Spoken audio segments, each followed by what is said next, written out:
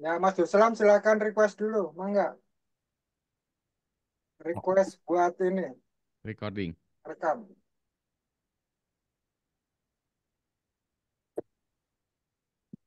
Allow recording. Oke, siap.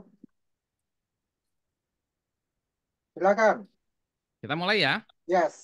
Ya, Bismillahirrahmanirrahim. Assalamualaikum warahmatullahi wabarakatuh. Waalaikumsalam Waalaikumsalam warahmatullahi warahmatullahi Waalaikumsalam. wabarakatuh. Alhamdulillahirrahmanirrahim. Wassalatu wassalamu ala israfil anbiya wal mursalin wa ala alihi wa sahbihi ajmain nama ba'du. Kita ketemu lagi di SID Isnet. SID Ke-30. ke-30 ya. Wes luar biasa ke-30. Setelah kemarin yang terakhir itu masalah tidak bisa sepakat ya. Kesulitan masalah tuh, Pak. Seru ya. Nah, sekarang kita sepakat. Nggak tahu nih ceritanya mau apa. Meskipun saya udah dapat bisikannya, malam ini kita akan berkumpul untuk urusan. Nah, saya nggak tahu nih ceritanya apa. Sebelum kita mulai, biasa urusan administratif dulu. Mas Pujo, monggo administratif dulu. Baik. Ya. Assalamualaikum warahmatullahi wabarakatuh. Waalaikumsalam. Alhamdulillahirrabbilalamin. Asyhadu an la ilaha illallah wa asyhadu anna Muhammadar Rasulullah. Alhamdulillah ini saya hanya cerita sedikit ya. Cerita sedikit. Kalau H-3 itu memang terkendali ya. H-3 terkendali karena kita siap di pesantren jamaah Hayakat Fitrah itu dari dalam negeri 200-300 kilo ditambah dari mana? Illinois, Chicago 1 ton lah gitu. Itu bagus apa eh, distribusinya. Tapi H-1 kita sudah santai. Tiba-tiba Cak Kui, Cak Kostim dari Islamic Center mana Tania. Pennsylvania, Indiana, brek, Mas 10 juta nih pokoknya di kanu apa delivery gitu. Wah, ya udah. Akhirnya apa Ustadz Tatang ini berhasil lah. Kemudian ada Ustadz Yos Rosmana sama Ustadz Tony ya. Karena kebetulan Ustadz Nurjani sudah ke Banten ya. Sampai malam, jadi istilahnya yang pengalengan sampai malam itu pakai motor ya. Tapi alhamdulillah beres lah. Kemudian Mei, tanggal 5. Jadi Mei, besok itu karena besok ada apa, Mas siapa, Riza Sajat, Sejat. Sajat Riza. Mantu, Hmm. mudah-mudahan nongol lah itu ya. Wah kok hilang saya punya, kenapa ya? Eh, Aduh. ini harus gantian, Iya, harus harus ganti ganti komputer. kamera. Nah, ini Sabtu sekarang, tapi untuk tanggal 5, 5 itu Mei itu akad lagi ya. Ini Mas Indra Jaya, energi. Mei itu diplotkan jauh sebelum Ramadan tuh energi. Nah, energi itu energi laut. Nah, langsung, yes, oke. Mekanik, apalagi titik-titik terus thermal. Lupa sama mekanik apa gitu, lupa thermal. Nah, ini kemungkinan akan di Isnet Go Publikan akan di apa orang luar lebih banyak karena ini lebih umum ya. Terus Ki Amin, ada kan Ki Amin? Nah, itu tanggal 19 Ki Amin. Ki Amin tanggal 19 ya. Nuklir, Siap, nah, siap ya. siap, siap, Ya. siap, siap. Terus tanggal 2 Juni, ini tadi udah deal Mbak Anis. Nah, itu produknya ya. Jadi istilahnya kita makin banyak produk-produk. Soalnya produk yang siapa Kang Jainal ini mahasiswa saya banyak gitu dengan Poci. Poci itu pupuk organik cair itu apa istimewa itu sudah ada 7 orang yang penelitian di Universitas Garut sama Unpad itu. Tapi yang masih nambah lagi ini apa kompos kompos cherry itu kopi gitu ya. Tanggal 16 karena ini Sri Kandi kita hanya Mbak Anies, Mas Tri lah. Mas Tri udah ngacung, Mas Tri 16 Juni, 30 monggo, ayo siapa? 30 itu yang belum lah, ayolah Mbak Ida Sitompul, ayo. Eh, itu Mas Anu, Retantio itu kibar itu. Ya silakan. Saya kira itu Ya, Mas apa Budi, siap. sudah terisi empat ke depan ya, empat ke depan ya, sudah terisi. Silakan monggo nanti teknisnya, bagaimana halal bihalalnya di ujung sana, tapi yang jelas ini tilawah Mas Yuslam, terus penutupnya itu Ustadz Nurjaini. Monggo, Mas Siap. Budi. Agenda kita malam ini tilawah dulu Ustadz Tatang, kemudian nanti Mas Yuslam, terus habis itu nanti ditutup kita HBH-nya nanti di akhir ya Mas Pujo ya. Ya, jadi Halal agak bihalalnya awal. dulu. Oke, kita mulai dulu Ustadz Tatang. Oh, kok ngilang sekarang? Oh ya ada, siap. Ustadz Tatang, silahkan the place is yours. Baik, terima kasih. Assalamualaikum warahmatullahi wabarakatuh. Waalaikumsalam.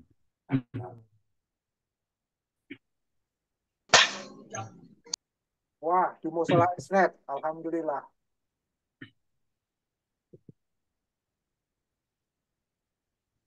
أعوذ بالله من الشيطان الرجيم.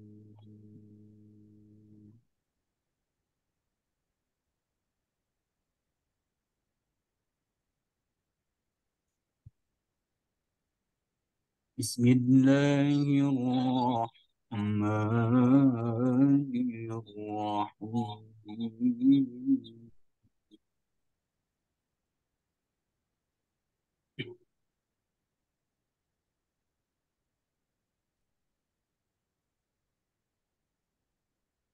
وإذ قال ربك للملائكة إني جاعل في الأرض خليفة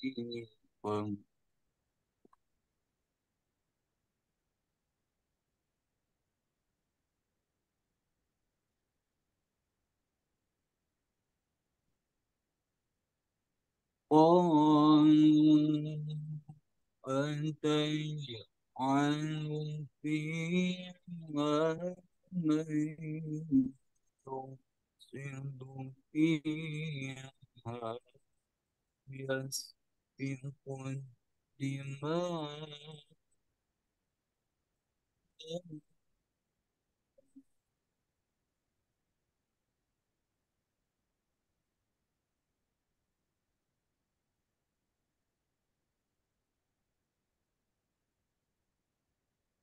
ونحن نسبح بحمدك ونقدس لك قال إني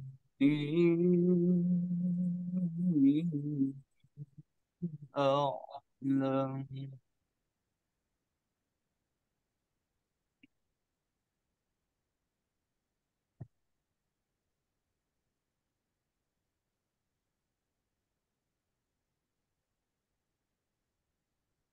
ونحن نسبح بحمدك ونقدس لك قال إني أعلم لا تعلمون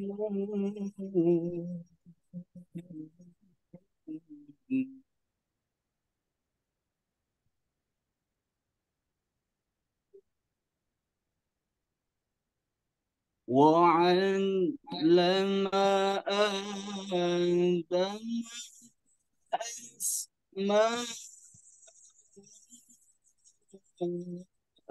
كلها ثم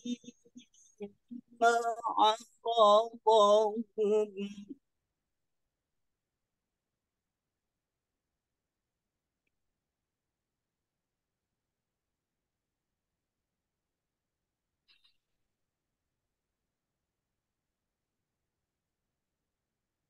ثم عرضهم على الملائكة فقال أنبئوني بأسماء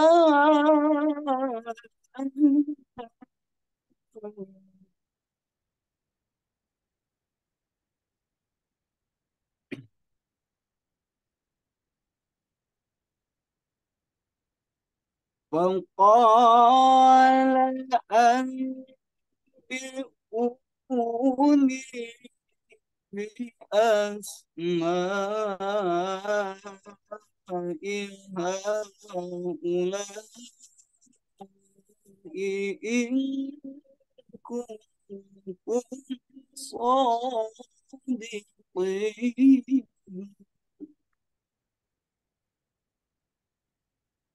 بسم الله الرحمن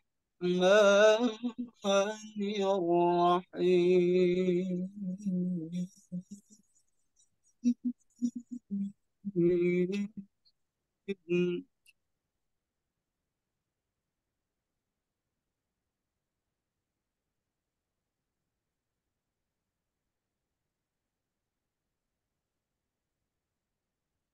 تبارك الذي بيده الملك وهو على كل شيء قدير.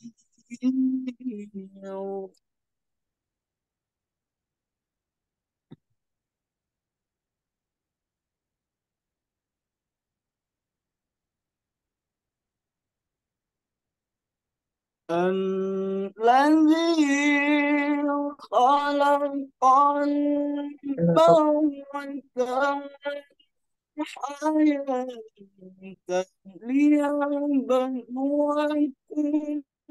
أيكم أحسن عملا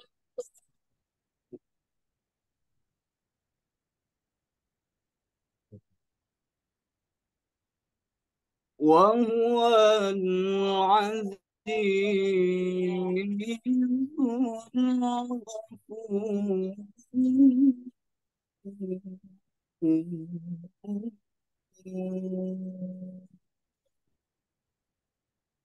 صدق الله العظيم.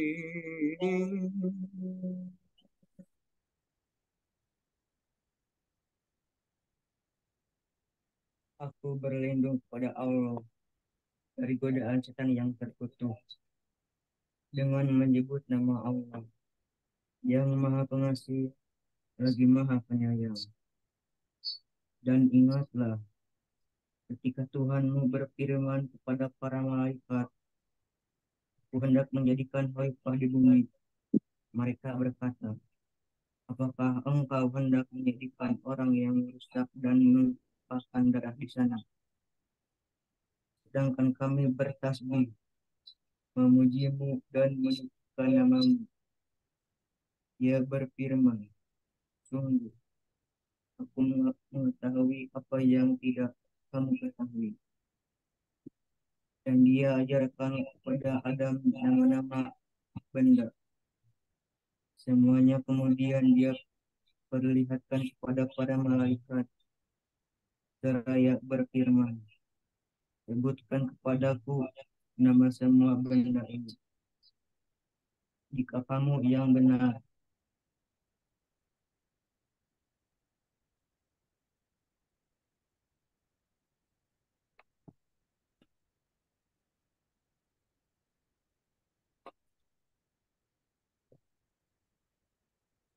Maha benar Allah yang telah firman.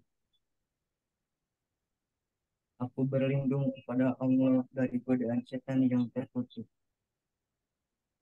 dengan menyebut nama Allah yang Maha Pengasih, Maha Suci Allah yang menguasai segala kerajaan dan Dia Maha Kuasa atas segala sesuatu,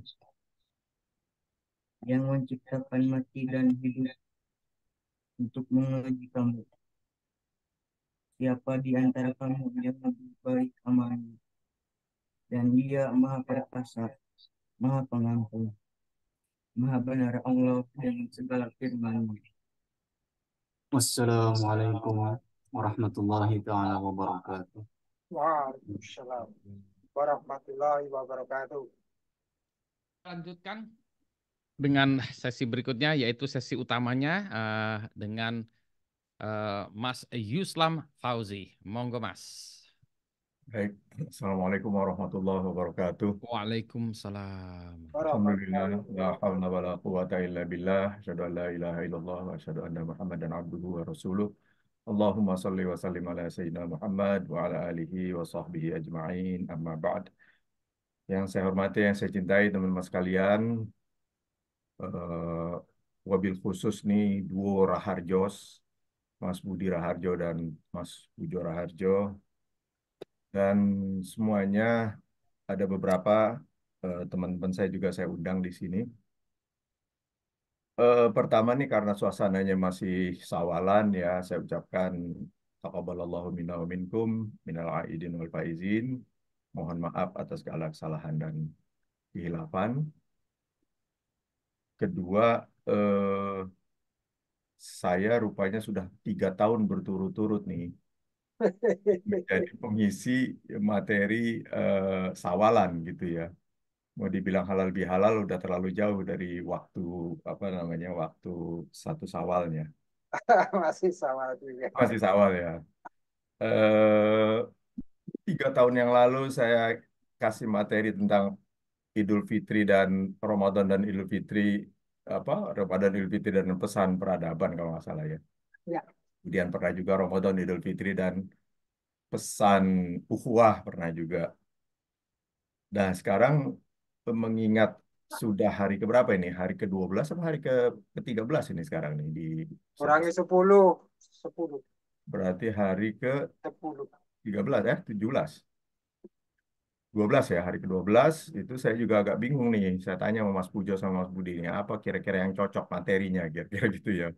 Mau bicara tentang Idul Fitri sudah sudah kelewat jauh waktunya ya. Apalagi Ramadan. Tapi ya akhirnya ketemu juga lah saya kasih judul membungkus sisa-sisa Ramadan gitu ya. Ya jadi perumpamaannya seperti Ramadan dan Idul Fitri itu seperti apa pesta spiritual gitu ya. Dalam setiap pesta itu kan kita pasti banyak konsumsi gitu ya, banyak makanan. Nah, dari makanan yang banyak itu ada makanan yang biasanya tersisa nggak kita konsum gitu ya, nggak kita nikmati atau nggak kita manfaatkan. Nah, untuk itulah saya coba pada kesempatan ini untuk mengangkat tema itu, ya membungkus apa-apa yang mungkin belum terkonsumsi sisa-sisa dari Ramadan kita. Aku izin Mas Budi ya, langsung share ke materi ya. Siap. Tadi materi udah aku, Ya, aku share di grup tuh, ya. ya, Mudah-mudahan teman-teman ya, udah pegang tuh. Nah, cukup jelas ya. ya. Siap. Judulnya persis seperti yang ada di undangan, ya. Cuma di undangan pakai keren, pakai bahasa Inggris ya. Apa unwrapping apa itu? Leftovers from Ramadan. Saya kasih ilustrasi seperti ini di bagian awal ya. Ini kira-kira ada ikan yang masih tersisa, padahal itu protein isinya ya. Itu apa namanya penting banget gitu buat kita ya. Tapi seringkali ikan itu sering nggak dimakan kalau lagi ada pesta-pesta gitu ya. Orang Ah, lebih banyak makan Daging, karbohidrat, daging. makan daging atau karbohidrat gitu ya. Padahal ikan itu yang top gitu ya. Walaupun daging juga protein juga sih ya. Jadi yuk kita bungkus protein yang tersisa kalau memang yang akan saya sampaikan ini adalah protein kalau memang gitu ya. Oke, saya bikin outline-nya seperti ini, selera keberislaman kita. Nah, itu kalau kita Ramadan dan Idul Fitri itu umpamanya adalah pesta spiritual gitu. Kita banyak hidangan-hidangan yang disediakan di situ. Nah, selera yang kita konsumsi sesuai selera kita tuh yang mana? Nah, di sini saya simpulkan saja gitu ya. Nanti silakan didiskusikan, yaitu ibadah-ibadah ritual, ibadah-ibadah mahdoh. Yang kita konsumsi dari pesan Ramadan dan Idul Fitri ya ibadah mahdohnya, ibadah ritualnya. Padahal hidup kita ini untuk apa gitu ya. Nah, di sini nanti di bab 2 saya akan jelaskan ya kita diskusikan hidup ini sebetulnya untuk apa? Apakah untuk ritual? Tentu tidak gitu ya. Hidup bukan untuk ritual. Nah, akibat daripada selera keberislaman kita yang seperti itu, kita ini jangan-jangan mengalami kebangkrutan peradaban sekarang ini karena itu gitu. Peradaban kita bangkrut gara-gara selera keberagaman kita, selera keislaman kita itu terlalu ritual atau kaya ritual tapi miskin sosial, kira-kira gitu ya. Nah, kalau gitu dari pesan Ramadan, apa yang tersisa yang bisa kita ambil untuk kita bungkus dan kemudian menjadi bekal kita ke depan lah, insya Allah untuk menghadapi Ramadan-Ramadan yang akan datang. Dan kemudian kita simpulkan. Ini materi saya kan lebih dari 40 halaman kalau nggak salah nih ya, 42 halaman tadi sepintas saya Ya, hitung. Saya lihat, keren. ya jadi nanti kalau udah habis waktunya saya di stop aja ya. Nanti kalau nggak Ya, selesai ya apa boleh buat gitu ya. Tapi mudah-mudahan saya cepat-cepat saja supaya bisa selesai ya. Nah, ini gambar yang entah saya pernah tampilkan atau tidak, tapi eh, it tells us something lah kira-kira gitu ya. Ada 4 pusat ibadah ritual, 3 agama besar. Yang kiri itu adalah Masjidil Haram, yang kanan adalah Masjid Nabawi, 2 pusat rumah ibadah umat Islam. Kemudian yang kiri bawah itu adalah Saint Petrus Basilica, Gereja Vatikan, dan yang kanan bawah adalah tembok ratapan, Wailing Wall. Ya, kita tahu kita punya umat Islam tuh banggalah punya 2 pusat rumah ibadah ritual yang sedemikian besar gitu ya, dan nggak pernah sepi. Ya, selalu puluhan ribu, ratusan ribu, bahkan hampir 3 juta orang pada musim haji itu kumpul di situ. Jam 2 malam, jam 3 malam pun kita nggak bisa foto selfie sendirian di situ. Selalu penuh gitu ya. Sementara yang kiri bawah itu, Saint Petrus Basilica, saya pernah ke sana, itu suasana ada di dalam nih, di dalamnya saya foto juga. Ini foto saya kalau nggak salah nih, waktu saya berkunjung ke sana, itu kondisinya sepi aja, kosong seperti ini. Kemudian dari atas kita lihat kosong, di dalamnya itu suasananya suasananya turis-turis saja, di dalam orang pakai celana pendek, pakai sepatu, pakai sendal masuk ke dalam. Saya pun seharian penuh pernah umroh tanda kutip ke sini gitu ya. Suasananya lebih banyak ke turisme menurut saya. Tapi suasana ritualnya ada misa sehari beberapa kali gitu ya. Cuma tentu saja tidak seramai 2 pusat ibadah umat Islam, pusat ibadah ritual. Inilah kira-kira kondisi kita 3 agama ya, di mana kita udah kaya, insya Allah udah hebat dalam urusan ritual kita. Nah, kemudian umat Islam di tengah kualitas kompetensi dan integritas kita yang jelek sekali, ya di dunia Islam saya punya datanya ini bagaimana kompetensi masyarakat di dunia Islam. Kompetensi itu bisa Education Index, bisa Human Development Index, bisa Global Competitiveness Index, bisa Global Innovation Index dan berbagai indeks-indeks ya. Begitu juga integritas, bisa Corruption Watch ya dan sebagainya. Itu dunia Islam termasuk Indonesia itu kondisinya buruk sekali. Ya, jadi pusat-pusat ibadah ritual itu penuh. Tadi 2 rumah ibadah kita itu penuh. Jumlah rumah ibadah per kapita tertinggi di dunia adalah di negara-negara Muslim. Jadi rumah ibadah per kapita tertinggi di dunia itu adalah selalu dimiliki oleh masjid ya, masjid. Nah, khusus untuk Indonesia lebih banyak lagi yang ironis atau memprihatinkan kita. Indonesia ini memiliki jumlah masjid terbanyak di dunia dengan lebih dari 800.000 masjid kita miliki. Artinya, masjid itu adalah pusat-pusat ibadah ritual di tempat kita masing-masing. Kemudian jumlah masjid per kapita juga saya pernah baca di satu artikel, entah seilmiah apa artikel itu ya, riset dari siapa gitu saya lupa, makanya saya kasih tanda tanya itu. Indonesia juga tertinggi di dunia. Kemudian jamaah haji terbesar pertama di terbesar pertama di dunia itu adalah Indonesia, kita tahu lah. Nah, untuk umroh kita terbesar kedua setelah Pakistan, ya. Tapi walaupun kita kedua, angkanya nggak jauh dengan angka Pakistan. Setiap tahun kita tidak kurang dari 1 juta jamaah umroh kita berangkat ke Saudi untuk melakukan ibadah ritual umroh.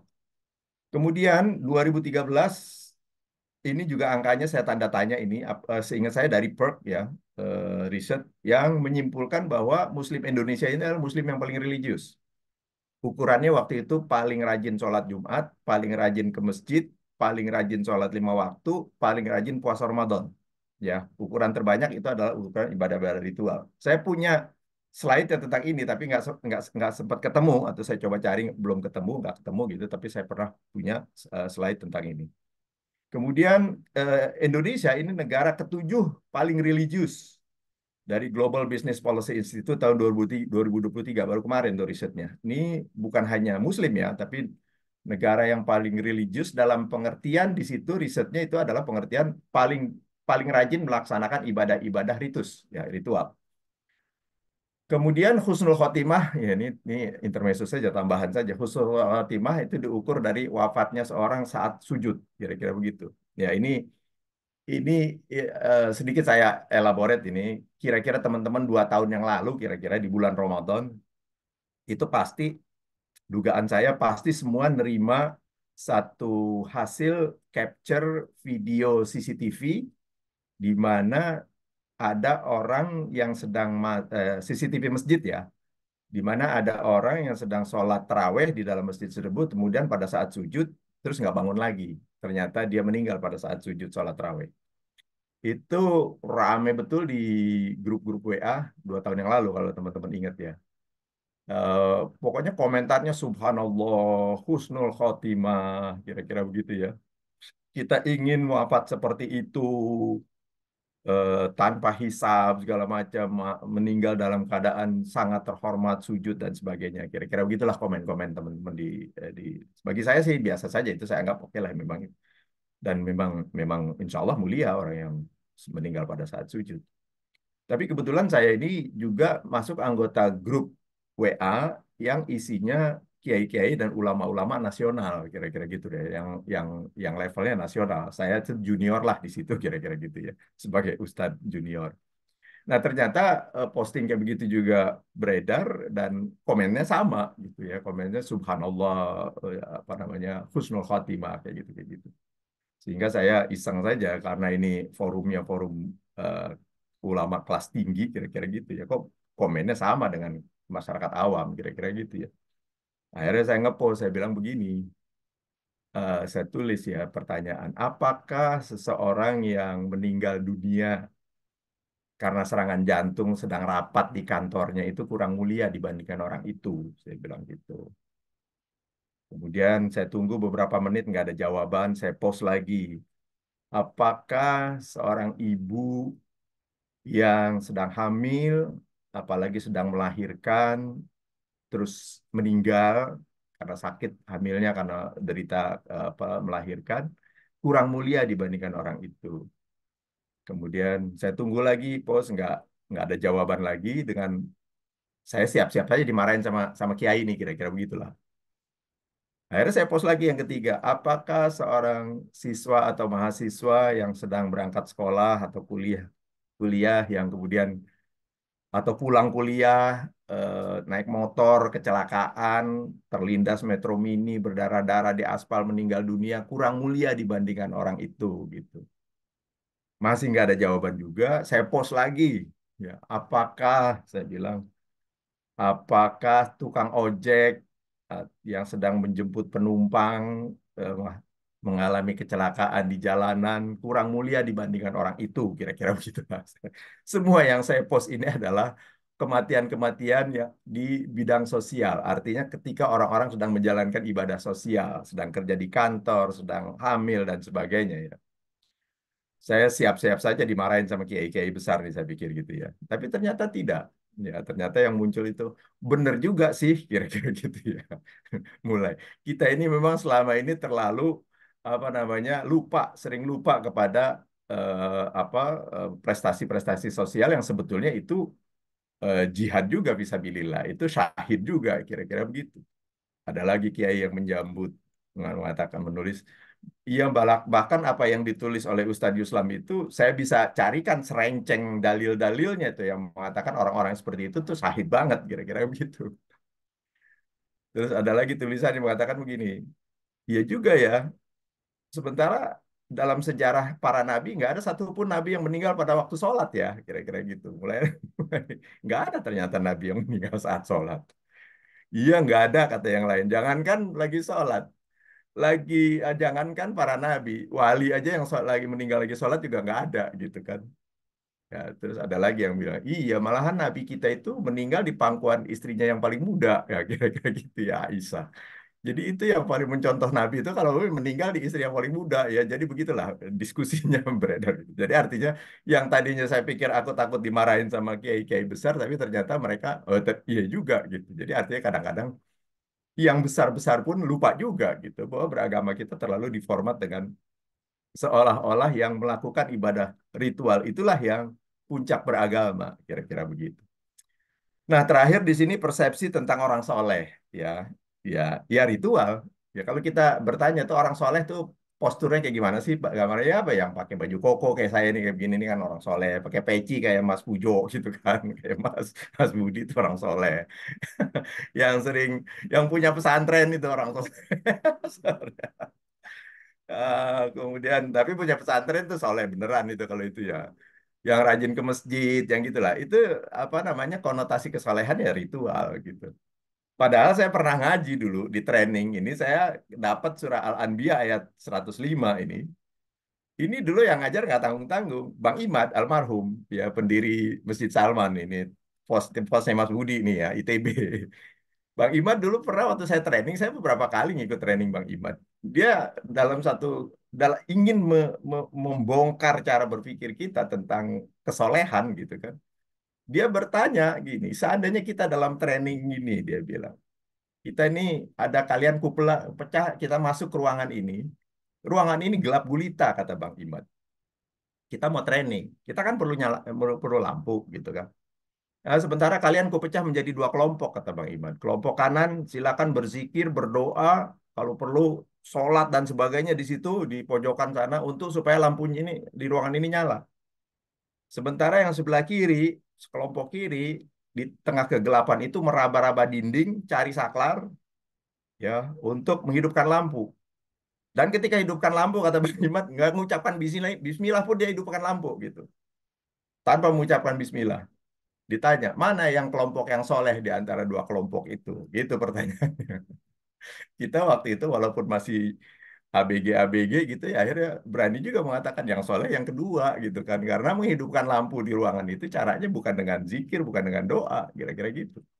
Tapi dengan mencari saklar. Walaupun ngidupinnya nggak pakai bismillah, ya soleh juga. Gitu. Akhirnya dari situ Bang Iman ingin menyimpulkan bahwa kesolehan itu sebetulnya adalah mengikuti hukum-hukum Allah. Gitu. Nah, karena itulah ayat ini menjadi relevan. Ya, ayat ini kan bunyinya itu walaqad katabna fiz zabur mim ba'di dzikri annal arda yarithuha ibadiyas solihun. Allah di situ mengatakan sungguh telah kami tulis dalam kitab Zabur dan kami dokumentasikan di Lauhul Mahfuz kira-kira gitu dalam apa namanya harddisknya Tuhan kira-kira di Lauhul Mahfuz gitu atau di memorinya harddisknya Tuhan di Lauhul Mahfuz apa yaitu bumi ini selalu dan akan selalu aku wariskan kepada orang-orang soleh. Nah, gitu. Nah, sekarang kalau kalau orang soleh yang kita konotasikan orang yang pakai peci, pakai baju koko kayak saya kayak begini, orang soleh adalah orang yang mundar-mandir ke masjid. Pertanyaan kita, apakah dunia ini sekarang dipegang sama orang-orang soleh? Gitu? Apa orang-orang seperti itu? Ternyata orang-orang terkaya yang mewarisi dunia, mewariskan dan mewarisi dunia sekarang ini, ya sebut aja 1 sampai 100 orang terkaya di dunia, mungkin 95% bukan orang Islam, kira-kira begitu. Nah, tapi mereka adalah orang-orang yang mengikuti hukum Allah. Mereka melakukan riset, mereka melakukan penelitian, mereka kerja keras, mengembangkan bisnis dan sebagainya. Mereka lah yang mewarisi dunia. Nah, katanya kira-kira kesimpulannya, jadi orang soleh itu harus hati-hati ketika kita merumuskan orang soleh. Ya, ya jangan Jangan lagi terlalu berkonotasi ritual, kira-kira gitu. Soleh itu artinya orang yang menjalankan hukum Allah. Menghidupkan lampu, menjalankan hukum Allah adalah dengan menghidupkan saklar. Kira-kira begitu. Saya nggak tahu ya teman-teman yang pernah ikut kajian-kajian beliau pernah dapat nggak apa namanya provokasi seperti itu. Jadi itu cukup membentuk cara berpikir saya sejak sejak muda itu. Oke, itulah keberislaman kita, selera keberislaman kita ya. Kita masuk ke bab 2 ya. Kita hidup untuk apa? Nah, ini sebenarnya nyambung-nyambung di semua. 1 dan 2 dan 3 dan 4 itu nyambung ya. Kita hidup untuk apa sih sebetulnya? Ya, jawabannya kita udah sering dengar ya. Kita dihidupkan oleh Allah untuk beribadah kepada Allah. Kemudian untuk mewakili Allah itu ayat Quran yang menjelaskan itu ya. Tadi salah satunya yang dibaca itu adalah ayat-ayat tentang itu. Dan kemudian kita akan bertanya bagaimana kita beribadah mewakili Allah tuh bagaimana sih? Nah, ini yang kita jawab. Nah, di sini akan berujung pada satu kesimpulan, jangan underestimate dengan amal sosial, kira-kira gitu. Dan jangan merasa cukup dengan amal ritual. Sementara Ramadan dan Idul Fitri yang kita konsum itu adalah ritualitasnya, kira-kira gitu. Kita leftover, kita tinggalkan sisa-sisa yang pesan-pesan sosialnya dari Ramadan dan Idul Fitri. Akibatnya kita bangkrut. Nah, kira-kira gitu ya. Baik, ya kita hidup untuk apa? Ya, tadi di bagian depan ya pertama beribadah tuh. Hidup adalah untuk beribadah. Itu ayatnya jelas ya. Wa ma khalaqtul jinna wal insa illa liya'budun. Dan kami tidak ciptakan jin dan manusia kecuali untuk mengabdi kepadaku. Kata liya'budun untuk ya'budu fi'il mudhari ya. Untuk mengabdi, bahasa yang paling benar menurut saya itu. Walaupun di terjemahan Quran ada yang menerjemahkan untuk menyembah Allah, untuk menyembah aku. Menurut saya tidak punya keyakinan atau tidak menemukan dalil dalam Islam bahwa kita ini kepada Allah itu menyembah gitu. Walaupun sholat kita diistilahkan dengan sembahyang itu hanya karena apa namanya hormat pada budaya lokal karena kita bekas penganut Hindu yang bersembahyang kepada Tuhan maka sholat itu diartikan di Indonesia kan menjadi sembahyang. Padahal sholat itu artinya doa gitu ya. Nah, kita kembalikan aja arti liak budun itu artinya dari kata abada, yak budu, ya mengabdi, bahasa Indonesianya, menghamba. Jadi kita dihidupkan oleh Allah bukan hanya kita dan jin, tapi juga seluruh makhluk Allah dihidupkan atau diciptakan oleh Allah untuk mengabdi kepada Allah, untuk beribadah. Beribadah itu beda dengan menyembah tentu saja. Kalau menyembah kita datang kepada sesuatu, kita sembah-sembah, habis itu kita tinggalkan, bisa saja kita lupakan, bisa saja kita hianati di luar persembahan ya. Tapi kalau mengabdi itu artinya fully dedicated ya, fully loyal. Mengabdi itu dalam ungkapan sehari-hari itu yang kita baca dalam doa iftitah sholat kita ya kita membaca mengatakan inna sholati wa nusuki wa mahyaya wa mamati lillahi rabbil alamin. Sesungguhnya sholatku, seluruh pengabdianku, seluruh ibadahku, hidupku bahkan matiku pun ku peruntukkan hanya untuk Allah Tuhan semesta alam. Nah, itulah apa namanya ungkapan ekspresi atau statement pengabdian. Ya, kira-kira gitu, pengabdian itu. Jadi hidup untuk mengabdi kepada Allah. Nah, kemudian ayat yang tadi dibaca itu oleh kori kita, ya santrinya Mas Pujo itu ya itu menjelaskan lebih lanjut. Ya, umpamanya kita bertanya lah, ya Allah, oke kita udah ngerti bahwa hidup kita ini untuk mengabdi kepadamu, mengabdi ya, artinya fully dedicated kepadamu. Oke. Tapi bagaimana kami caranya mengabdi kepada engkau gitu. Kami ini manusia, kami bukan jin. Beda dong mestinya manusia, malaikat, jin, iblis, tanaman, tumbuh-tumbuhan, bumi, langit. Mestinya mengabdinya beda dong caranya. Masa kita beda makhluk, beda spesies, masa sama gitu kan.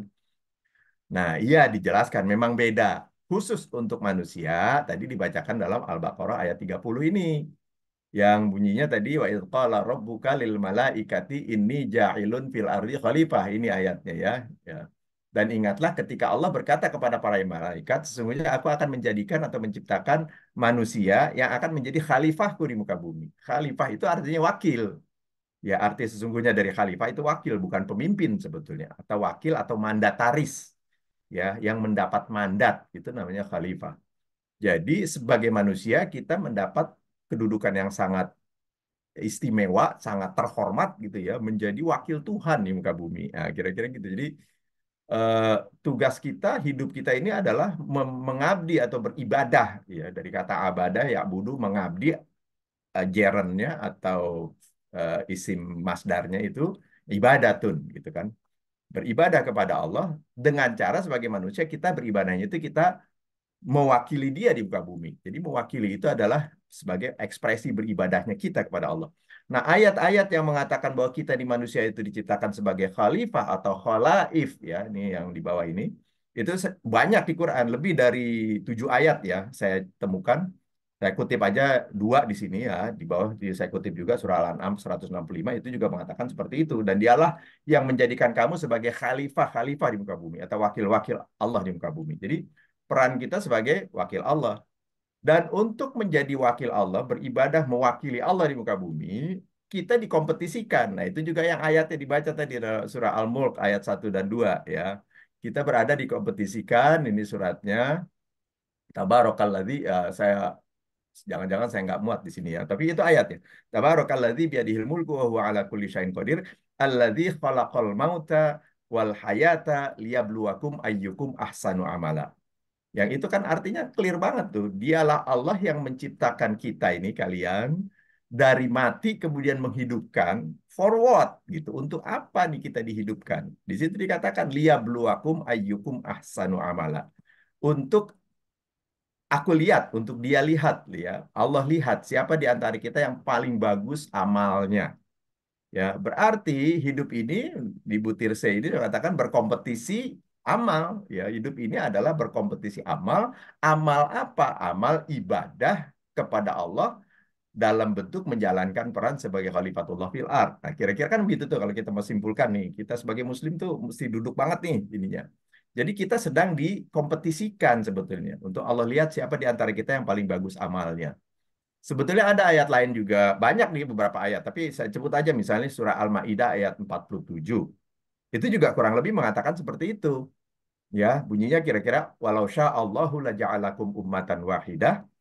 Kalau Allah kehendaki kalian dibikin sama semua, satu umat yang sama, seragam semua.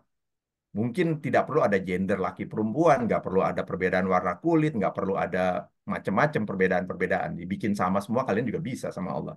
Tapi tidak, Allah tidak menghendaki kalian sama. Bahkan agamanya dibikin satu saja juga bisa. Kenapa Allah bikin agama berbeda-beda gitu kan? Memang sebelumnya ayat-ayat sebelumnya itu bicara tentang perbedaan agama-agama tuh, Nasrani, Yahudi dan Islam. Jadi ayat itu relevan dengan perbedaan-perbedaan yang Allah ciptakan memang sengaja diciptakan, termasuk perbedaan gender dan sebagainya. Untuk apa? Liyabluwakum fima atakum. Nah, kira-kira gitu lah ayat itu. Apa Al-Maidah 47 ya. Untuk apa? Untuk Allah uji. Kira-kira untuk Allah kompetisikan. Ya, siapa yang paling bagus amalnya berdasarkan apa yang telah Allah berikan kepada kita masing-masing. Nah, kira-kira gitu. Jadi sederhananya adalah kita masing-masing menerima modal dari Allah, equity dari Allah kalau ada bahasa accounting ya, kita menerima equity dari Allah dan kemudian kita menjadi direktur atau CEO yang menjalankan equity-nya Allah, investasinya Allah pada diri kita dan kemudian Allah menunggu siapa yang memberikan return on investment tertinggi ya kira-kira begitu. Jadi liyabluwakum fima atakum. Allah ingin lihat siapa di antara kalian yang paling bagus amalnya berdasarkan atau based on apa yang telah Allah berikan kepada mereka masing-masing, pada kalian masing-masing. Jadi itulah hidup kita sebetulnya. Nah, dari hidup seperti itu, saya skip saja ini ada beberapa bagian yang menurut saya. Nah, ini tadi saya sebut ya, surah Al-Mulk ayat 2, ayat 1-2 yang tadi dibaca oleh Qori kita.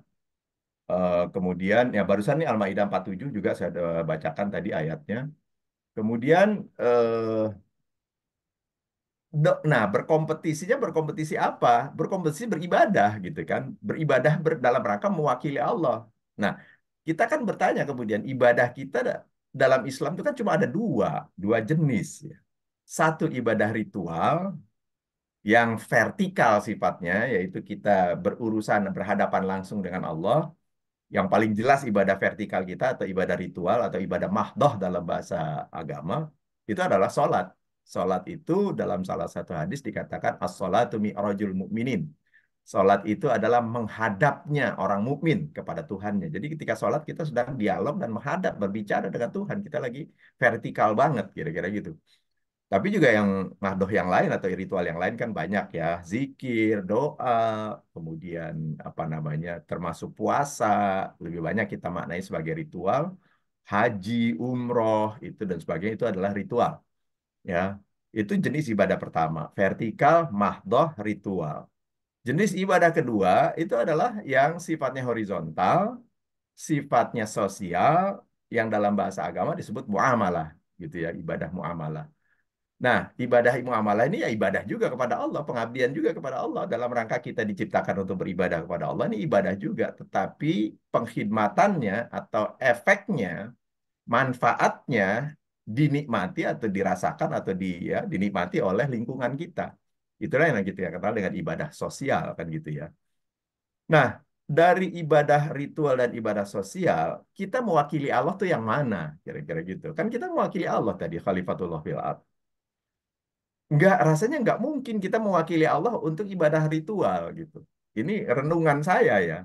Kan ibadah ritual itu kan menghadap Allah. Kita berdoa meminta kepada Allah.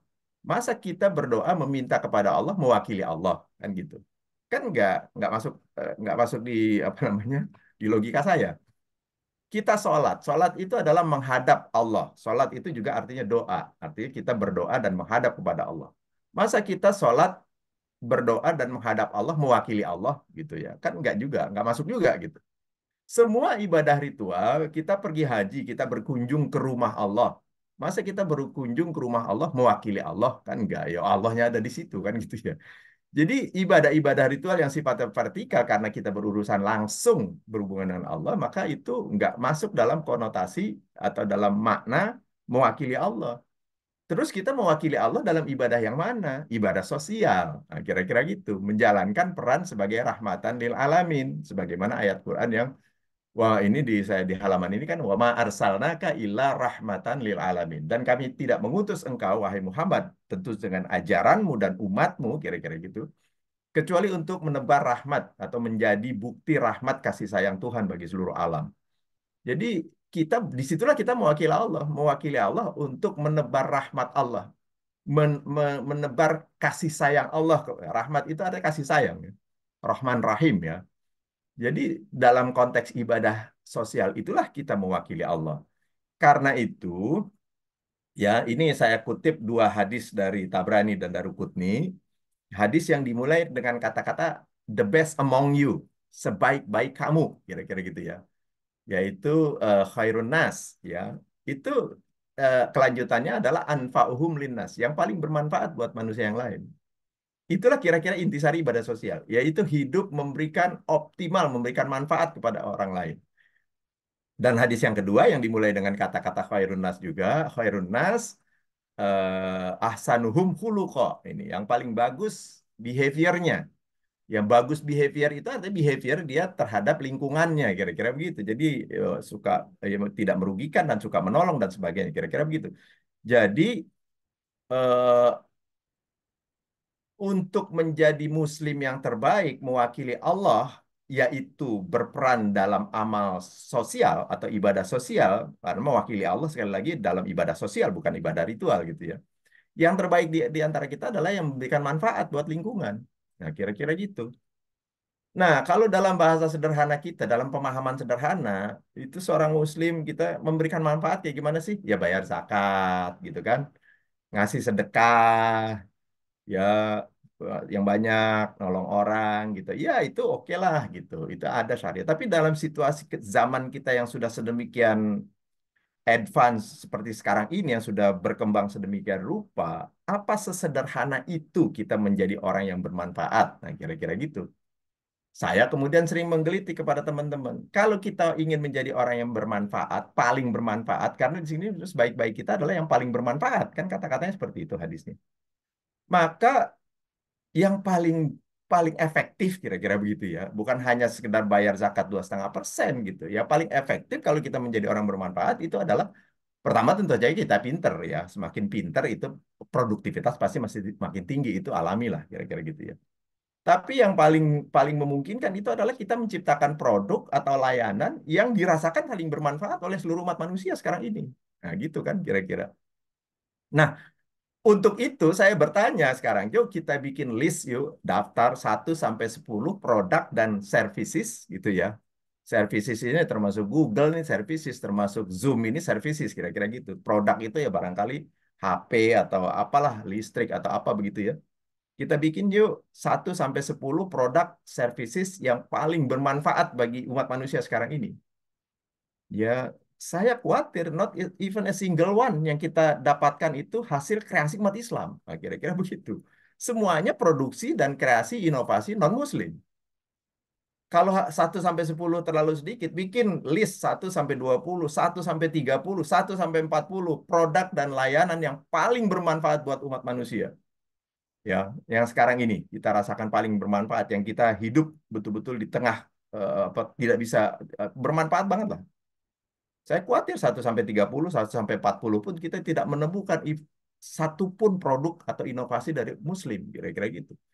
Jadi ekspresi bermanfaat menurut saya sekarang ini adalah inovasi, ya, menciptakan hal-hal yang betul-betul bisa dirasakan manfaatnya buat orang.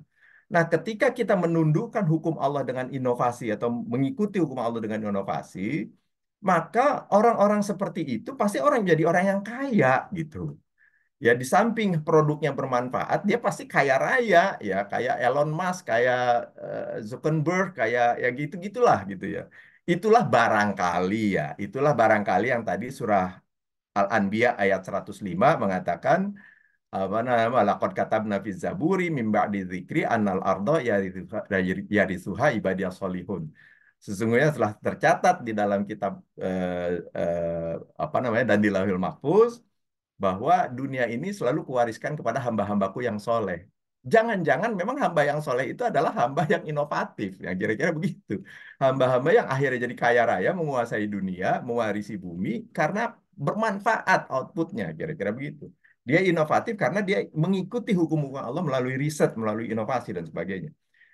Kan begitu kira-kira ya, pemaknaan nih, ya kurang lebihnya begitu. Nah, kemudian saya secara iseng dulu ngumpulkan ini hadis-hadis yang dimulai dengan kata-kata sebaik-baik kalian. Ya, kalau tadi kan jelas banget tuh apa namanya khairun nas, sebaik-baik manusia, tapi ada juga yang bunyinya khiyarukum, khairukum, khairul ashab dan sebagainya sebagainya. Saya menemukan 11 hadis ya. Saya yakin tingkat kesohihannya ini bisa dipercaya gitu ya. Walaupun saya tidak khusus meneliti tentang itu, tapi ada 11 hadis yang dimulai dengan kata-kata sebaik-baik kamu, selalu dilanjutkan, not satu pun tidak ada yang melanjutkannya dengan prestasi ibadah ritual gitu. Tidak ada sebaik-baik kamu adalah yang sholat tahajudnya paling rajin gitu, misalnya nggak ada gitu. Selalu khiyarukum misalnya ahsanukum akhlaqo, ya akhlaqo ya yang gitu-gitu.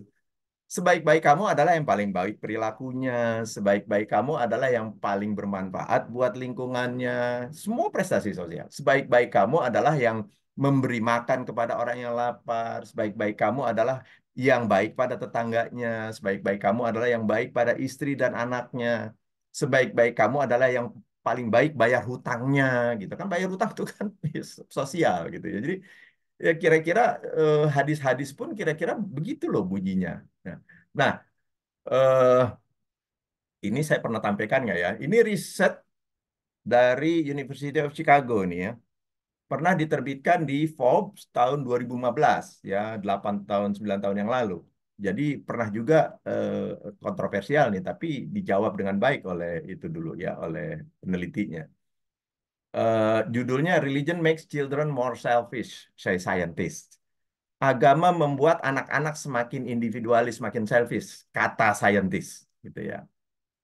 Risetnya apa sih ini? Chicago nih iseng banget bikin risetnya. Dia riset begini, meriset anak-anak umur 12 tahun, laki perempuan, seluruh dunia, ya, termasuk Asia, semua di dunia, tapi dikelompokkan dalam 3 kelompok, yaitu Islam, anak-anak Muslim, anak-anak Kristen, dan ateis nih, non-religious, not religious, yang nggak beragama, gitu.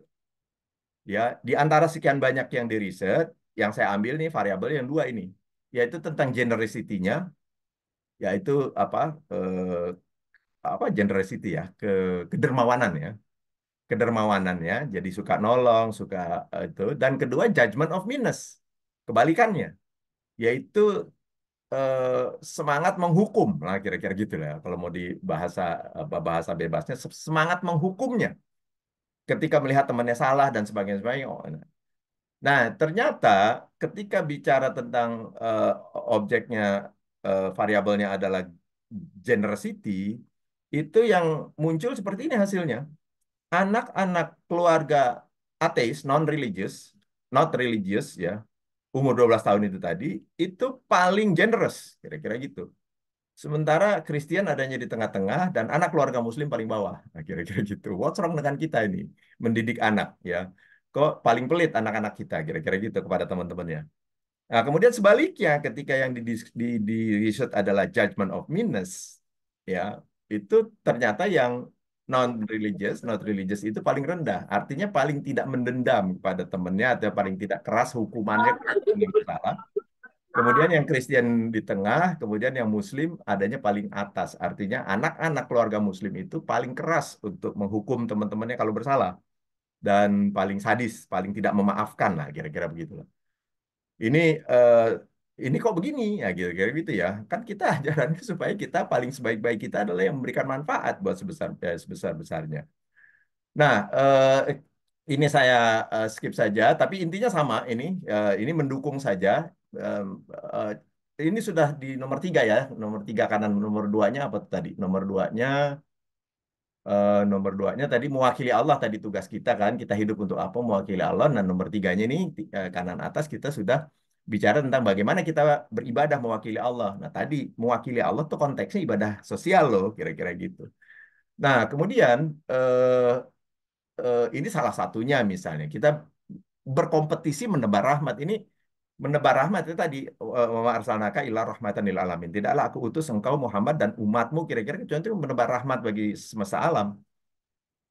Ini misalnya dalam surah Al-Baqarah 177 singkatnya aja lah ya, ya saya paraphrase saja bebas saja ini laisal birra an tuwallu wujuhakum qibalal masyriqi wal maghrib. Nah gitu kan panjang nih ayatnya kalau dibaca tapi intinya adalah Allah membantah kira-kira bahwa kebaikan itu bukan soal engkau hadapkan wajahmu ke barat atau ke timur, bukan itu gitu. Ini dalam satu apa namanya bacaan saya ini dikatakan bahwa ayat ini adalah salah satu disebabkan apa namanya asbabun nuzulnya disebabkan karena adanya perdebatan yang tidak berhenti-berhenti di kalangan umat Islam gara-gara Nabi Muhammad merubah kiblat yang akhirnya apa namanya fenomenanya ada di masjid kiblat lain di Madinah itu kan. Pada waktu Nabi sholat zuhur atau sholat asar tiba-tiba turun ayat yang memerintahkan Nabi atau membolehkan Nabi berkiblat ke Mekah atau ke Ka'bah. Yang semula Nabi berkiblatnya ke Yerusalem atau ke Baitul Maqdis. Nah, kemudian ternyata itu menimbulkan perdebatan bahkan ada yang murtad kembali gara-gara seperti itu. Nah, kemudian Tuhan Allah menurunkan ayat ini. Kebaikan itu bukan soal engkau menghadapkan wajahmu ke barat atau ke timur, bukan itu yang menjadi fokus menjadi perdebatanmu atau ukuranmu kebaikan dalam beragama. Terus apa dong?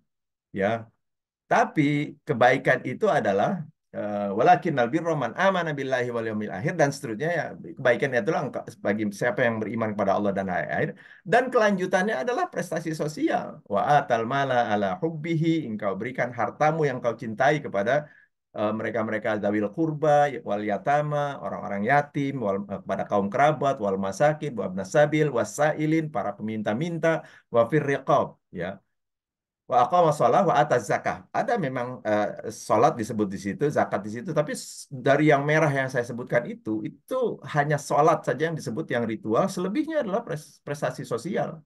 Jadi ukuran kebaikan dalam ayat ini puncak kebaikan atau apa namanya the ultimate ya of goodness itu bukan urusan engkau hadapkan wajahmu ke timur atau ke barat ya kira-kira begitu.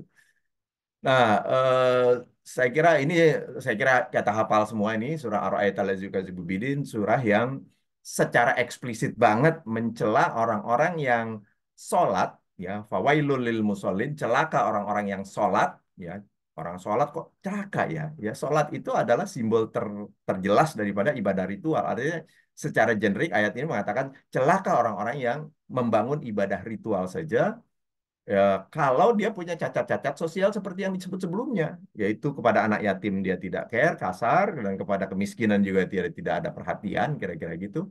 Itulah orang-orang yang omong kosong atau kazab. Ya. Ara'aital ladzi yukadzibu bidin, yang omong kosong atau omong kosong beragamanya. Dalam bahasa kita sekarang barangkali bullshit beragamanya, kira-kira gitu. Kalau hanya membangun ritual. Nah, kira-kira begitu. Nah, wayam naunal maun, dan berkorban sedikit saja nggak mau, kira-kira gitu, enggan memberi bantuan. Nah, itu kan ayat yang kencang banget nyindir kita yang ritual-ritual seperti itu. Nah, saya skip-skip saja ini, takut waktunya nggak cukup. Nah, bagian ini saja. eh, Akhirnya kita simpulkan bagaimana kita beribadah mewakili Allah, karena kita sedang dikompetisikan ini kan. Nah, kalau kita mau juara, kira-kira gitu ya, mewakili Allah, mengabdi kepada Allah, beribadah kepada Allah, berjuara, khususnya dalam konteks mewakili Allah, tadi ayat yang dibaca Al-Baqarah 30 itu, Khalifatullah fil ard. Ini prinsip-prinsip yang menurut saya coba kita renungkan atau menjadi renungan kita ke depan lah. Bener nggak kira-kira? Kalau saya, menurut saya sih begini kira-kira prinsip-prinsip Islam. Yaitu hati-hati dengan dosa sosial, itu yang paling pertama. Hati-hati dengan dosa sosialnya. Dosa sosial saya bikin merah, satu, dua, tiga itu dosa sosial. Kenapa? Karena dosa sosial itu menghapus menghapus ibadah ritual. Hadisnya banyak tentang ini, ya, bahwa dosa sosial itu menghapus ibadah ritual. Ibadah ritual kita tuh nggak ada, nggak dicatat, kira-kira gitu. Jangan kira kita pergi umroh, pergi haji itu dicatat sama malaikat kalau kita merugikan orang lain. Nah, kira-kira gitu. Merugikan orang lain itu bisa karena duit untuk umroh atau untuk haji dari korupsi, kira-kira begitu. Atau yang lebih sederhana menurut saya, kita menyerobot hak orang lain. Karena haji itu kan pakai kuota segala macam. Sehingga tahun 2009 saya pergi haji pertama kali, itu travel yang membawa saya pakai ONH Plus itu memang. Saya sampai baiat betul-betul. Saya bilang, kalau pokoknya saya nggak mau saya pergi haji ini menggusur hak orang lain. Saya bilang begitu, saya nggak mau. Dan ya enggak Pak, enggak gitu. Memang Bapak, karena Bapak ONH punya jatah waktu itu 2009, ONH masih masih longgar ya, nggak kayak sekarang. ONH pun harus nunggu 5 tahun juga kalau sekarang kan. Kalau dulu kan hanya haji reguler saja yang pakai waktu tunggu. Dia bilang kalau sampai saya baiat, artinya saya kalau seandainya saya pergi haji ternyata menggusur kuota orang lain, itu saya nggak mau nanggung dosanya. Kalau kamu yang nanggung dosanya. Karena saya nggak mau berangkat haji saya itu mencederai sosial gitu. Jadi ritual haji saya mencederai sosial. Dalam pikiran saya, kalau itu yang terjadi sejak saya melangkah dari rumah saya untuk berangkat umroh atau berangkat haji, itu malaikat bukan hanya nggak mau mencatat, ya. Menurut imajinasi saya nih, itu dibanting buku catatannya sama malaikat, kira-kira begitu. Malaikat tuh, apaan gitu kan, lo berangkat ini lo merugikan orang lain, boro-boro mau dicatat, ditengok sama malaikat, malaikat langsung kabur, dibanting sama malaikat, itu apa namanya, buku catatannya. Kira-kira imajinasi saya begitu, makanya saya nggak mau pergi haji, pergi umroh itu merugikan orang lain, nggak mau gitu. Nah, kedua, dosa sosial menghapus ibadah sosial juga yang lain. Itu hati-hati. Itu Quran mengatakan wala tubtilu shadaqatikum bil manni wal adza. Jangan engkau batalkan sedekahmu. Sedekah itu kan ibadah sosial.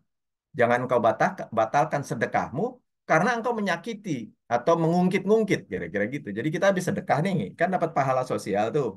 Besoknya kita ungkit, lu kan kemarin gue udah bantu gitu kan, kok masih begitu-begitu aja sih lu gitu ya. Yang akhirnya menyakiti orang yang kita tolong. Itu batal apa sedekah kita kemarin. Jadi dosa sosial bukan hanya menghapus ibadah ritual, tapi juga menghapus ibadah sosial yang lain. Kemudian dosa sosial tidak dapat ditebus dengan ibadah ritual. Ya. Gitu nggak kira-kira agama kita? Menurut saya nggak ada dalam ajaran agama kita, kita melakukan dosa sosial, nebusnya dengan umroh gitu kira-kira. Atau nebusnya dengan sholat tahajud atau puasa Senin Kemis. Coba cari deh. Saya kok nggak menemukan gitu ya. Ya nggak bisa. Ya, nggak ada ya. Nebusnya adalah ya diminta maaf sampai dimaafkan gitu. Jadi square-nya itu kalau kalau ada kemaafan dari yang kita dosai. Kemudian empat, cacat ritual ditebus dengan ibadah sosial. Nah, sebaliknya, cacat ritual, kita dalam beribadah ritual kita tuh cacat.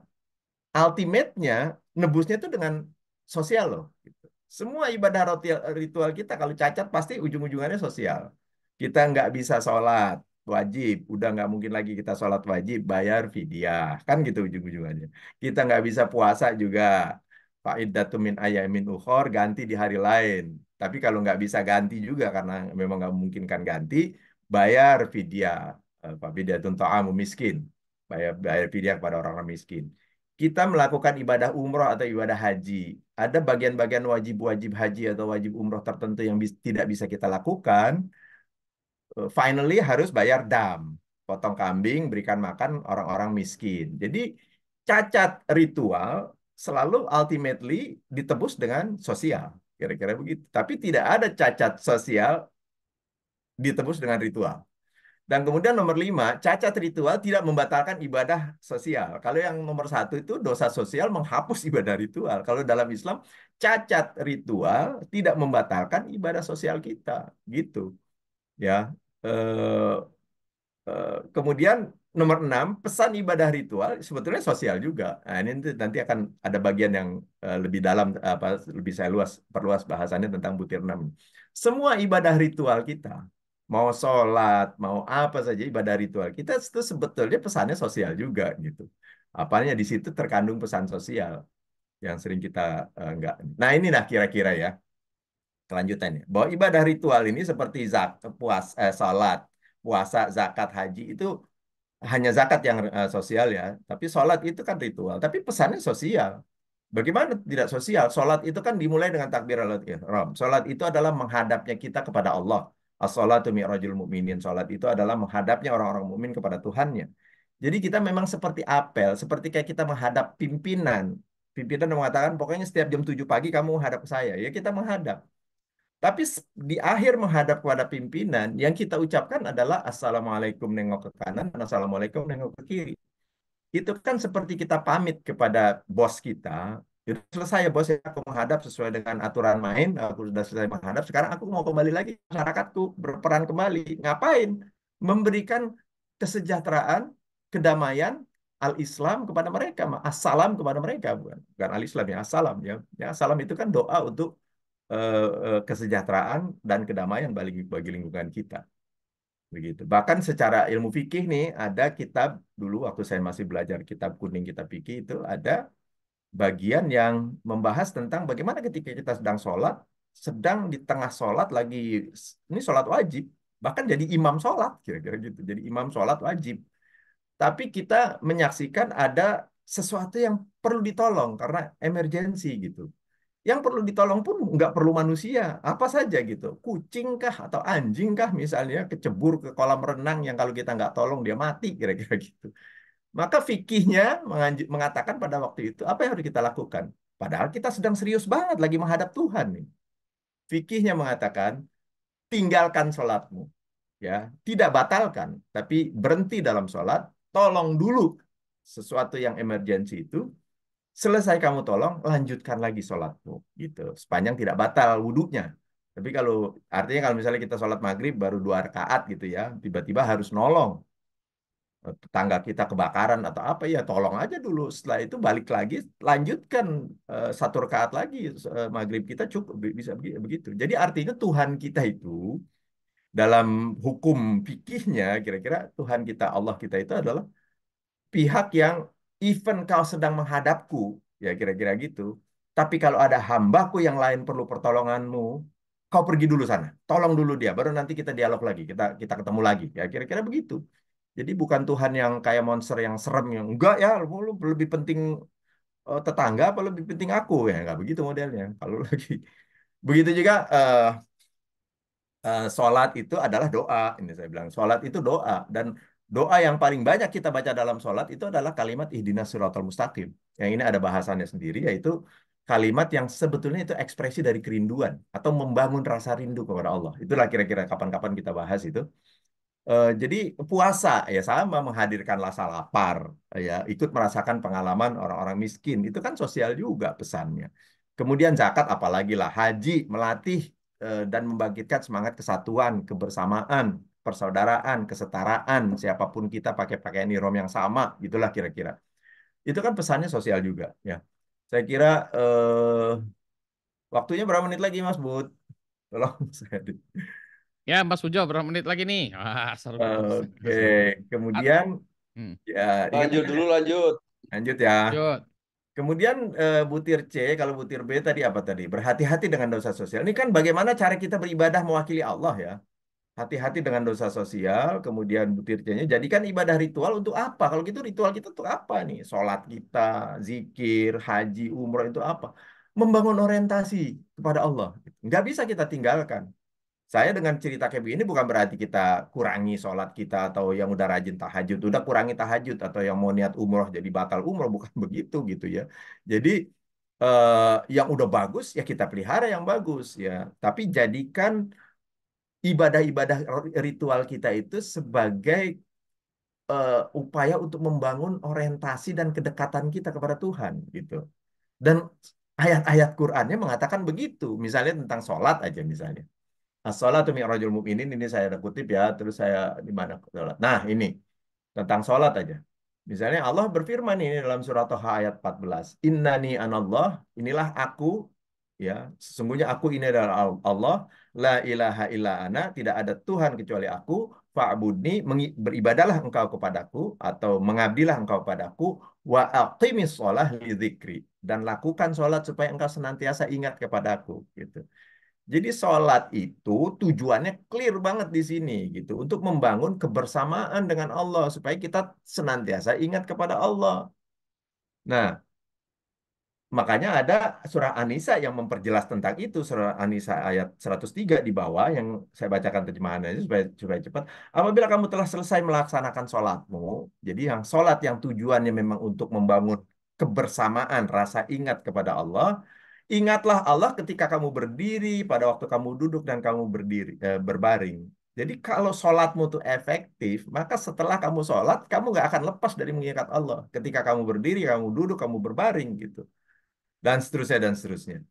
Dan sholat yang mencapai tujuan seperti itulah yang pada akhirnya pesannya sosial, yaitu sholat yang seperti itu yang tanha anil fahsya iwal munkar. Kira-kira gitu. Sholat yang pasti akan mencegah kamu dari perbuatan keji dan munkar. Artinya kamu pasti nggak akan zolim kepada lingkunganmu kalau kamu sholat mencapai tujuan. Gitu kan. Jadi sholat jalan terus tapi korupsi jalan terus gitu misalnya kan berarti nggak mencapai tujuan itu sholat karena tidak mencegah dirinya dari tanha anil fahsyai wal munkar.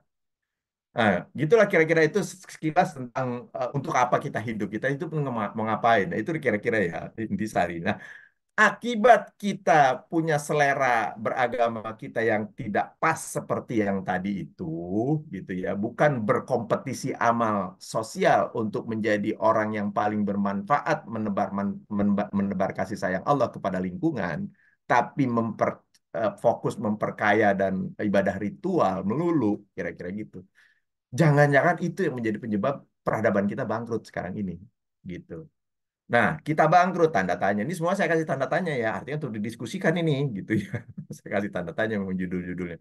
Kita nih bangkrut sekarang ini, bukan kata saya, kata Abu Hasan Ali An-Nadwi, mungkin teman-teman kenal lah ya, seorang tokoh intelektual dari India, intelektual Muslim India yang cukup produktif menulis buku ya, masuk dalam kategori tokoh intelektual lah dia itu.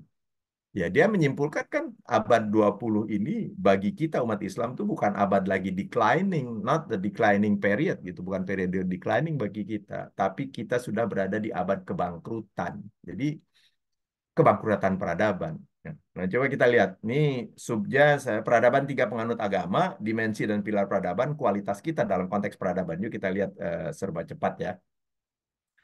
Inilah yang saya gambar ya. Saya kira saya sering presentasikan di berbagai tempat ya. Eh, saya challenge saja, silakan kalau nggak percaya atau kalau mau didebat gitu. Tapi menurut saya kayak begini nih tiga agama peradabannya, tiga penganut agama, bukan tiga agama. Yang pertama adalah agama Yahudi yang dibawa oleh Nabi Musa. Kapan itu Yahudi diajarkan oleh Nabi Musa? Kira-kira 4.000 tahun yang lalu. Karena Nabi Musa hidup 2.000 tahun sebelum Masehi. Sekarang kita sudah tahun 2000 Masehi kira-kira. Jadi 4.000 tahun yang lalu. Pertanyaan saya, kapan bangsa Israel Yahudi itu sukses peradabannya? Menurut saya baru sekarang, abad 20. Nah, kira-kira gitu ya.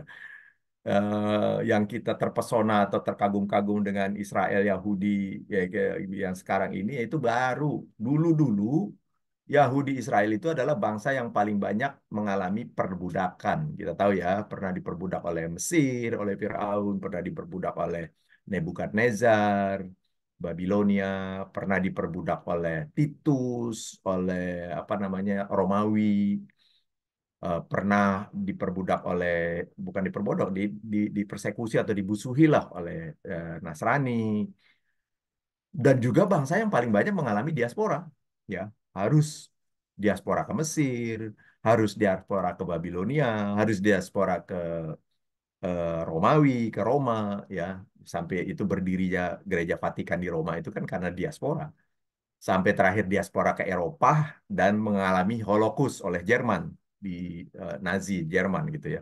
Dan terakhir paling akhir diaspora ke Amerika. Nah, kira-kira begitu. Jadi bangsa yang paling banyak mengalami perbudakan dan mengalami diaspora itu ya Yahudi Israel, kira-kira gitu. Baru sekarang ini Yahudi Israel kelihatannya apa namanya bangkit banget gitu ya. Tapi itu pun baru dari sisi keuangan kalau menurut saya. Duitnya banyak ya, menguasai lembaga-lembaga keuangan internasional. Tapi dari segi yang lain misalnya dari jumlah penganut aja. Kan penganut agama Yahudi di dunia ini kan cuma 16 juta, kira-kira gitu. Kita umat Islam 2,5 miliar, nah, jauh banget ya. Mereka sedikit ya. Begitu juga mungkin kesuksesan di bidang-bidang lain yang nggak hebat-hebat, ya nggak inilah belum kelihatan lah, kecuali di bidang keuangan sama politik ya kurang lebih. Nah, kemudian adiknya berikutnya, agama berikutnya, ini adalah yang diajarkan oleh Nabi Isa. Kapan itu? Tahun 30 sampai tahun 33 Nabi Isa berdakwah. Kan sama gitu. Nabi Isa sendiri menurut keyakinan teman-teman kita yang Nasrani harus mati di tiang salib. Kan gitu ya. Walaupun mengalami kebangkitan ya. Tapi harus berhenti dakwahnya. Kemudian 12 sahabatnya juga kan mati dipersekusi juga oleh lingkungan. Bahkan yang melarikan diri ke Vatikan, ke Roma, yaitu Sin Petrus, itu pun mati juga di sana. Dalam dakwahnya dia harus ditangkap sama penganut agama Romawi, agama Mitra, dan kemudian dibunuh dengan disalib terbalik gitu ya, kepala di bawah, kaki di atas. Itu kan nasibnya Sin Petrus. Walaupun kemudian agamanya berkembang di situ, di Roma. Tapi artinya mengalami persekusi dan mengalami ketiarapan seperti ini, seperti juga Yahudi mengalami ketiarapan panjang. Berapa lama Yahudi mengalami ketiarapan? 40 abad, ya. Setelah 40 abad baru bangkit. Kemudian Nasrani juga kurang lebih sama, butuh waktu 15 abad. Kenapa? Ukurannya adalah bahwa sejak tahun 325 Masehi di sini kira-kira nih terjadi konsili Nisea di Turki. Kemudian Nasrani mulai tanda kutip mudah berdakwah, persekusinya mulai menurun, mulai mudah berdakwah dan pelan-pelan Eropa mulai ternasranikan, kan kira-kira begitu nih mulai abad. Tetapi Eropa itu tetap mengalami abad kegelapan terus-menerus sampai abad 15 kan kira-kira begitu. Karena Renaissance terjadi abad pertengahan abad 15. Ini kata orang-orang Eropa sendiri, we were still in the dark age until the 15th century, kan kata mereka begitu. Kami ini bangsa Barat masih dalam bangsa abad kegelapan, peradaban kami masih gelap sampai abad 15. Berarti walaupun sudah dinasranikan sejak abad ke-1, kira-kira butuh 15 abad baru mengalami kebangkitan peradaban. Nah, kemudian adik paling bontot ini, agama Islam yang dibawa oleh Muhammad, tahun 611 Nabi Muhammad mulai berdakwah, istilah saya ini no delay gitu ya, nggak ada lagi tiarap panjang-panjang, nggak ada ini, bangsa Arab yang jahiliyah luar biasa gitu ya, kerjaannya perang suku, bunuh-membunuh, budak memperbudak, rampas-merampas, dan sebagainya, serta-merta berubah menjadi bangsa yang sangat menghormati ilmu pengetahuan, bangsa peneliti, bangsa yang nggak mau bunuh-membunuh gitu kan, menjadi bangsa yang memimpin peradaban, ya istilah apa namanya, istilah bombastisnya itu 100 tahun setelah Nabi Muhammad wafat, 2/3 permukaan dunia ini di bawah kepemimpinan peradaban Islam. Kan begitu ceritanya. Jadi artinya nggak butuh jeda waktu lama-lama, langsung diajarkan kepada umat Islam, dunia Islam bangsa Muslim Arab, terutama yang Muslim itu mengalami kebangkitan sampai abad ke-14. Kan gitu. Zaman-zaman puncak kejayaan peradaban Islam itu kira-kira pada zamannya Imam Ghazali, Ibnu Rushd, Al-Farabi, Ibnu Sina sebelumnya, Al-Kindi, Suhrawardi, dan sebagainya.